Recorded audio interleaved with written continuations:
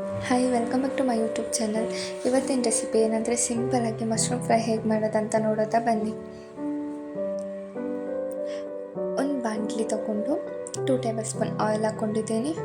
ಮತ್ತು ಒಂದು 2 ಚಿಕ್ಕ ಈರುಳ್ಳಿ ಹಾಕ್ಕೊಂಡು ಚೆನ್ನಾಗಿ ಫ್ರೈ ಮಾಡ್ಕೋಬೇಕು. 1 ಟೇಬಲ್ ಸ್ಪೂನ್ ಶುಂಠಿ ಬೆಳ್ಳುಳ್ಳಿ ಪೇಸ್ಟ್ ಹಾಕಿ ಹಸಿ ಸ್ಮೆಲ್ ಹೋಗೋ ತನಕ ಫ್ರೈ ಮಾಡ್ಕೊಳ್ಳಿ.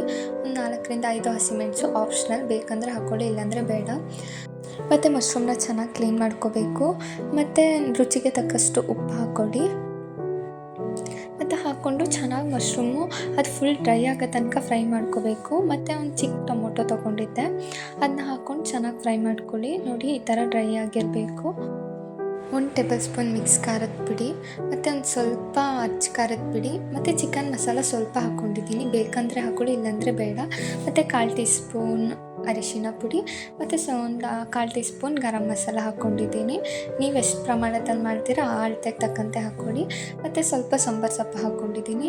ನೋಡಿ, ಹಾಕ್ಕೊಂಡು ಈ ಥರ ಚೆನ್ನಾಗಿ ಫ್ರೈ ಮಾಡ್ಕೋಬೇಕು. ನೋಡಿ, ಮಶ್ರೂಮ್ ಬೆಂದಿದೆ. ಈ ಥರ ಟೇಸ್ಟಾಗಿ ಸಿಂಪಲಾಗಿ ಮನೆಯಲ್ಲೇ ಮಾಡ್ಬೋದು. ಈಗ ನೀವೊಂದ್ಸಲ ಟ್ರೈ ಮಾಡಿ ನೋಡಿ. ಈ ರೆಸಿಪಿ ಏನಾದರೂ ನಿಮ್ಗೆ ಇಷ್ಟ ಆಗಿದರೆ ದಯವಿಟ್ಟು ಶೇರ್ ಮಾಡಿ, ಲೈಕ್ ಮಾಡಿ, ಕಮೆಂಟ್ ಮಾಡಿ.